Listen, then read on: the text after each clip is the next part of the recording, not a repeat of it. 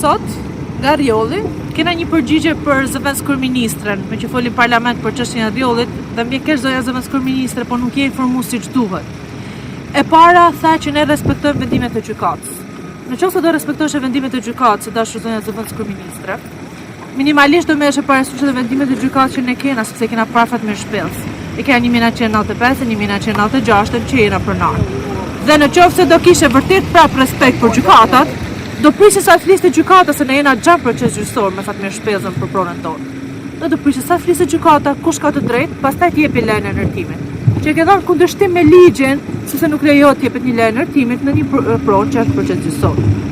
E dyta, ti dashur zonja zëvendës kryeministre, the që ne nuk do ndalojmë zhvillimin. Kush ma shumë se ne do zhvillimin, se ti për vete një gjatë zhvillume e ke siguru jetën tanet, familjarve, gjithë. Ne jena qytetarë shqiptar që nuk kena asgjë sigur të këtë vend. Dhe mbesoj zonja zëvendës kryeministren që nuk zhvillohet Shqipëria në qoftë se ti zhvillon vetëm ata njerëzit afër vetes dhe ata biznesmen afër vetes. Shqipëria do zhvillohet atë ditë që do zhvillohem unë dhe gjithë bashkëqytetarët e mi e gjithë bashkëqytetarët e mi shqiptar. Në qoftë se ti mbjell mua tokën për t'ia dhënë një personi të vetëm, ky nuk është zhvillim. Kjo është plaçkitje. Kjo është pushtim. Uzurpim, quheni si të doni, por është për t'ja u bërë shqiptarëve jetën të pamujtur në këtë vend për interesat e ca njerëzve që financojnë juve.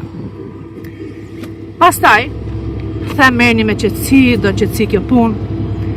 Zonja zëvendës kryeministre, shqiptarët kanë 35 vjet që janë të marrë me qetësi.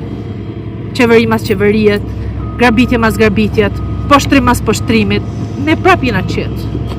Të lutem zonja zëvendës kryeministre, majni dhe ju pak dorën, na plaçkitni pak ma pak, na bani jetën pak ma t'jetueshme në Shqipëri. Ashtu siç na po marrim me qetësi këtë plaçkitjen masive që ju po na bani, ju majni pak dorën aman. Thona na hasimi mos hasi thi, edhe ju hani pak ma pak e lenja u ca thërrime dhe popullit shqiptar se janë gjunaf.